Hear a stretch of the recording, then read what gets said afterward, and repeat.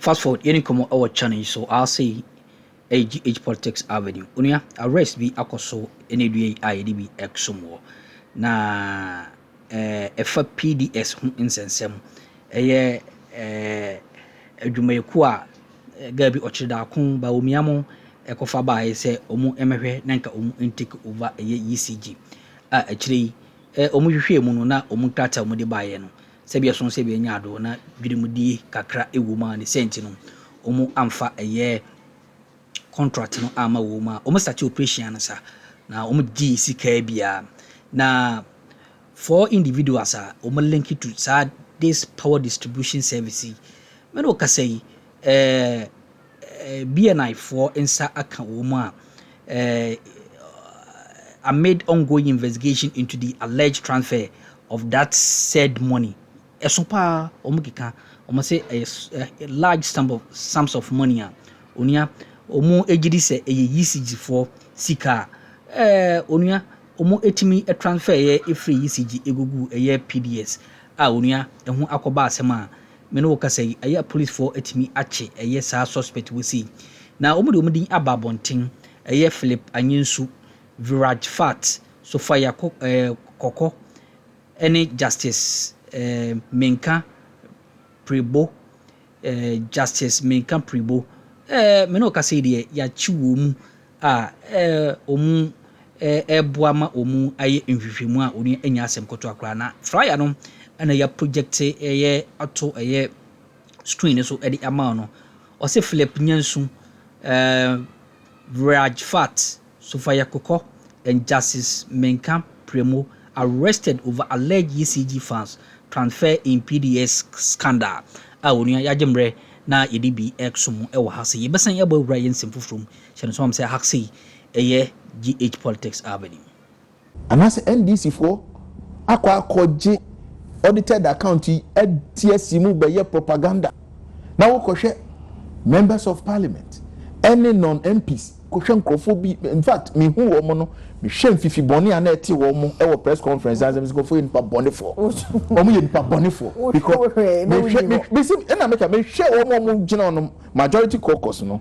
Me share say do mo join in fifi boni eti wo mo no any nsem na no mo kafa financial statement of Bank of Ghana na am say amu ye nipa boni for. Mo ba be kan say 15.6 billion. 15.3 billion. No, 15.63. Sorry, 15.6 billion. No, that wasn't the case. That wasn't the case. It was the case. But sir, omo ade inchemo so ambassador has been stability. Omo de inchemo me quote Bank of Ghana na able to be down inflation. Inflation no say mama ko peja ho asem aba. Inflation no inflation no mo kan ho asem no. Inflation no mo kan ho asem no. Me nuaba oko salon oko market. Inflation no mo kan ho asem. Mo an ka se niam amode yemu yan tutu ni nyinam.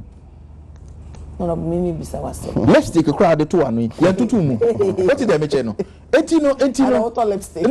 Na say ye ni nuama na ye yire no mo ne ye offer se no mnetie.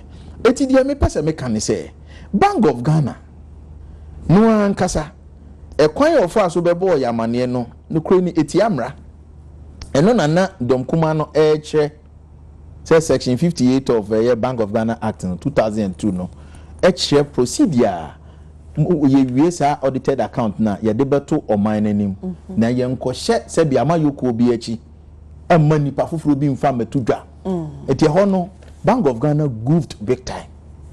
Ohu de meche no na se wohwe me pesa me quote wo man kasa audited account omo de baye na ye nhwe se omo na omo ne yedi edi no kra ohu problem nti wo hwehwe me be ko ne ho na me wiezi ya me wiezi me wiezi me bia ni ho or they waste time keke wa pacho oni ma bia or they waste time meso today na nti mame press conference na makanda dada na also could be a Bank of Ghana document Bank of waste time Bank of Ghana document na press conference na we bi propaganda no go see na first na so what you propaganda ya baba me make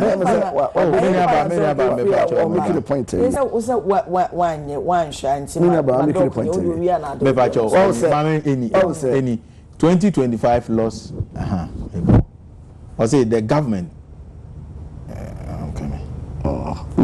washada no always see a time I count 2 minutes always see a time udim no kre woman say nti ona wo say it say Ghana has say no ye wo aban enwuma bebre obia ne adwuma oye say ye the constitution no ebo adwuma ku na oboni fe bibi mandate ya kire say wo adwuma pote say wo yini ye wo aban nwuma ni bia omadwuma eso omoye no e wo say omoye adwuma na omode emfaso eba we must report profit ye wo enwuma ni bi wo ho a omo policy mandate Bank of Ghana eye Ghana ye central bank no the mandate ne say again na ye trade bank no eso womonye, and in fact all other central banks across the world adwuma ban ye dia show monsa eso womonye on mandate no o summarize niam miensa patcho adwuma so wie na semre o hana ababe your propaganda oh and the more niam miensa and the Diama Bank of Ghana say womonye ne di kan price stabilization say niam bo no na ye kan inflation no kwaya nyama bo ekoso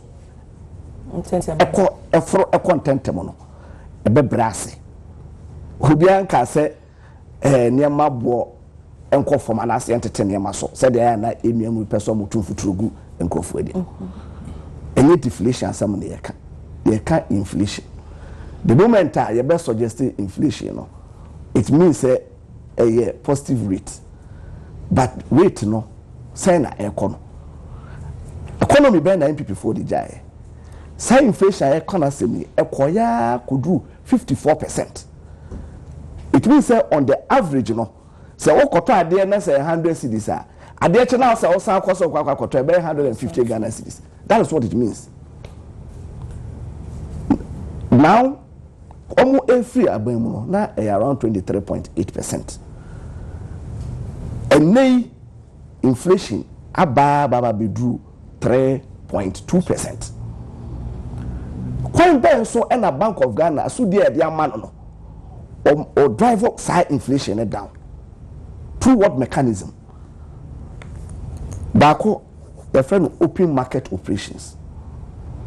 If it's acquire inflation no ekoso no banks no bebre na no kwesika pe baby a de sika no be kura ebe manya emfaso enunti oye central banker e was say incentives to the banks banks no interest e was so said the buyer they will not invest in other instruments say forex pressure meda so you will run no because the Bank of Ghana private banks gain because the Bank of Ghana everything so ohwe baba wo bon wo waja to mu say mention that say my for they will judge between what I'm saying and what you're saying. My God. And it is 15.3 billion part of it no the cost it almost ashada no can loss because in accounting term no a framework na the be na except profit and loss, but it is actually at the economic cost would they drive inflation down. So the beya timamuni no enyama bo enhwiri cost run 10 ema na honche no. Again, all drive inflation. All drive for instance, we see the dollar rate no. E would na kwaya kudru jama 17 Ghana cedis per dollar. As a time on ye jahodi amamo. We say I drive we kudru 17 Ghana cedis per dollar. It means say we dwadini na se ukra $10,000 na se o sesa o pese o kosesa $10,000 we hear 170,000 Ghana cedis at that time. Now all the aqua costs $10,000. Now they are crowd near number. And then so ukra $10,000 open $10,000. Now person costs a you need you need just maximum 120,000 Ghana cedis. You have made savings of 50,000 Ghana cedis. Sa ahotona aba amase dwadini no. It comes at the cost of the central bank. And a standard central bank practice among most central banks. And this is a cost. Apart from that, some 15.3 billion was some yekin. DDEP haircut because haircut then the Nibia pension for J. Bank of Ghana for also because they also invest in securities and all that.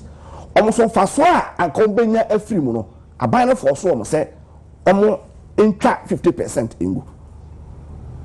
And we take a haircut anywhere. Sika Esenka Omu Enyano, it is reported as a loss on the P&L, on the profit and loss sheet. And with more Abrabo Bonnie and boy, a more Bonnie and Mubebu ya, a man Ghana and Fokwa, which the more Ubiaje haircut, or Bank of Ghana, so a haircut, Libya, and nay, said DDP, you know, he see you. You go so error, sa haircut program. No. It is for so a Bank of Ghana, Enya, a free investment and no one your money did not receive haircut a report as a loss.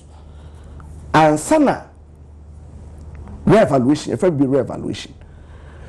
Because we see the no, dino ain't no. We reserves no, anytime be na obey account now, obey re-evaluating or reserves are one. Because you are also reporting it in series paper.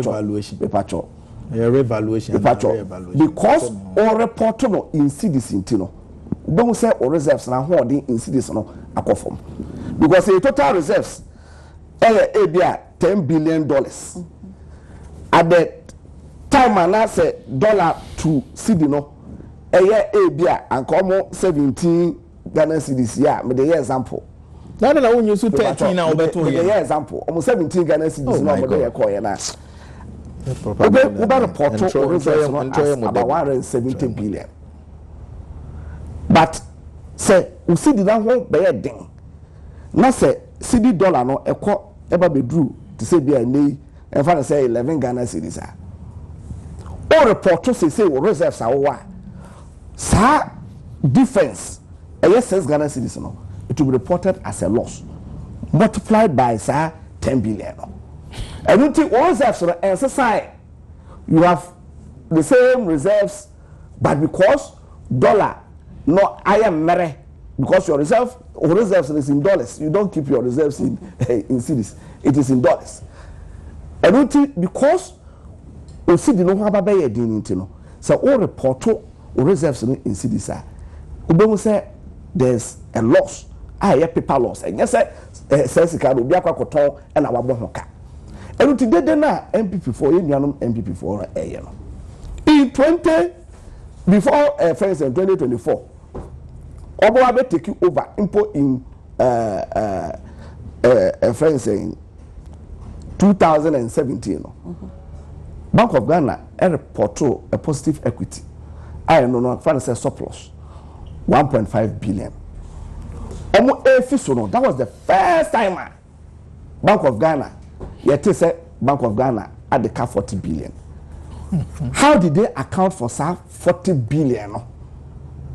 How did they account for it? It's a pay exactly. Said that was the same thing that happened here during. It must translate to the macroeconomic indicators. I don't Ghana you know what on. It won't 40 billion. Can now boy I'm say cano.